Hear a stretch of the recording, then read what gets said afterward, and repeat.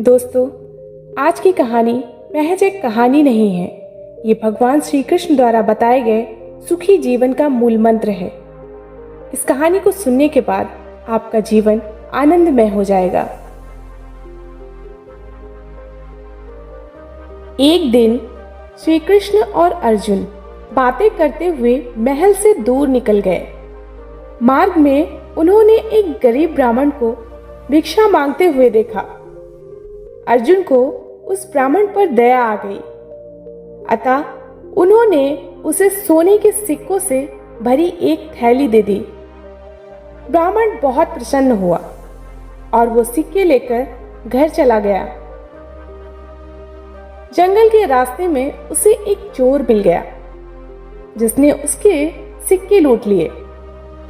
ब्राह्मण बहुत दुखी हुआ। मेरा भाग्य ही खराब है, ये कहता हुआ और भाग्य को कोसता हुआ ब्राह्मण पुनः भिक्षा मांगने आ गया। अगले दिन जब अर्जुन और कृष्ण उधर से गुजरे तो उन्होंने फिर से उस ब्राह्मण को भीख मांगते देखा। वो उसके पास पहुंचे तो उन्हें चोरी की बात पता चली। अर्जुन ने फिर से उस पर दया करते हुए उसे एक बड़ा सा हीरा दे दिया। ब्राह्मण घर पहुंचा। उसने हीरा एक पुराने घड़े में रख दिया जिसका प्रयोग नहीं होता था और ब्राह्मण सोने चला गया। अगले दिन ब्राह्मण के उठने के पहले उसकी पत्नी पानी भरने नदी की ओर गई। पानी भर के लाते समय उसके हाथ से घड़ा फिसलकर गिरा और टूट गया। ब्राह्मण की पत्नी को याद आया कि घर में एक पुराना घड़ा है जिसका प्रयोग नहीं होता। उसने सोचा क्यों ना उसी में पानी भर लाया जाए। वो घर गई और उसने वो पुराना घड़ा उठाया और वापस पानी भरने चल दी। नदी में जब उसने घड़ा डुबाया तो हीरा घड़े से निकलकर पानी में बह गया। जब वो घर आई तो उसने देखा ब्राह्मण पूरे घर में कुछ खोजता फिर रहा है।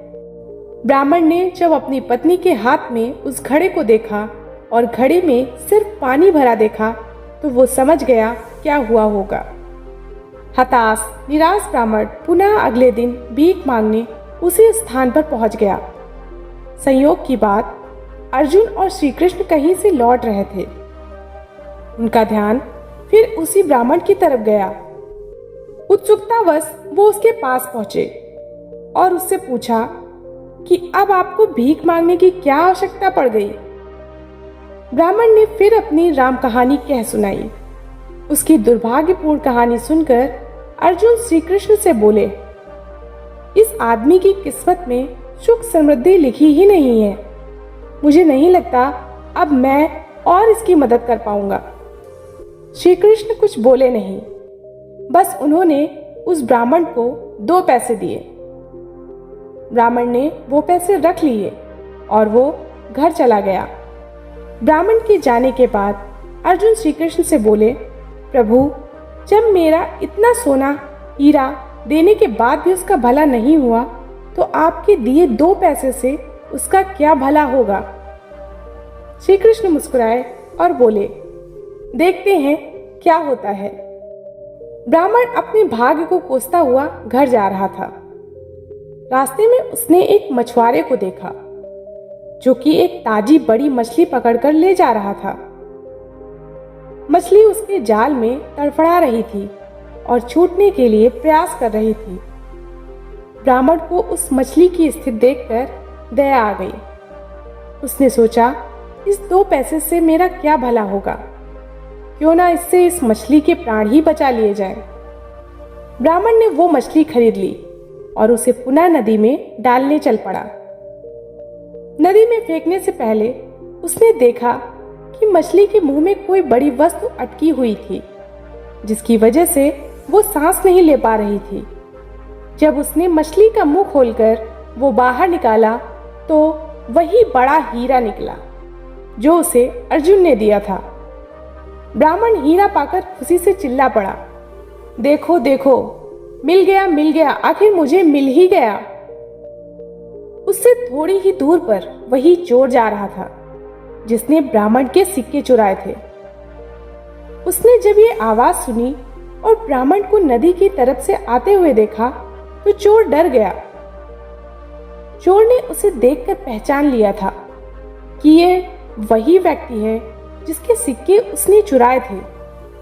ब्राह्मण के चिल्लाने की आवाज सुनकर उसे लगा कि ब्राह्मण ने उसे पहचान लिया है और अब वो उसे पकड़वाकर सजा दिलवाएगा।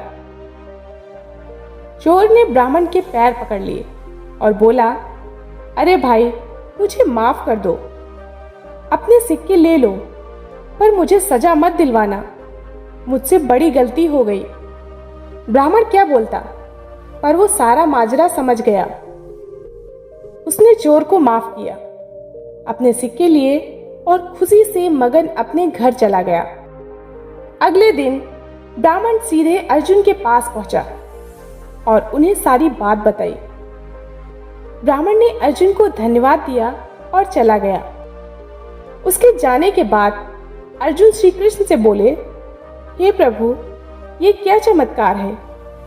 मेरे सिक्के और हीरे तो उसकी सहायता नहीं कर पाए, पर आपके दिए 2 पैसों ने कमाल कर दिया। इसका कारण जरा स्पष्ट करें।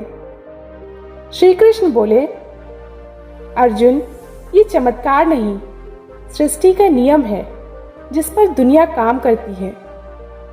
जब उसके पास ढेर सारे सिक्के और हीरे थे तो वो सिर्फ अपने बारे में, अपनी जरूरतों के बारे में ही सोच रहा था। लेकिन जब उसके पास 2 पैसे थे तो भी उसने उस मछली के भले के लिए खर्च कर दिए। इसलिए फिर उस ब्राह्मण की जरूरतों की जिम्मेदारी मैंने ले ली। हे अर्जुन, सत्य तो ये है कि जब तुम किसी दूसरे व्यक्ति के दुख दर्द से द्रवित होते हो या अपने सिवा किसी और की जरूरतों की चिंता करते हो, उन लोगों के दुख दूर करने और उनकी जरूरत पूरा करने का प्रयास करते हो, तो तुम भगवान के कार्य में हाथ बटा रहे होते हो। फिर तुमको अपनी चिंता करने की आवश्यकता नहीं, तुम्हारी जरूरत भगवान खुद पूरी करेंगे। दोस्तों, आज की कहानी आपको कैसी लगी? मुझे लगता है आज की मेरी इस कहानी ने आपके हृदय को स्पर्श किया होगा, आपकी अंतरात्मा को स्पर्श किया होगा। तो दोस्तों, हम भी इस गरीब ब्राह्मण की तरह अपनी सारी चिंताओं को, अपनी सारी उलझनों को अपने आराध्य पर, अपने भगवान पर छोड़ दें और हम अपने भगवान के कार्य में हाथ बटाते रहें।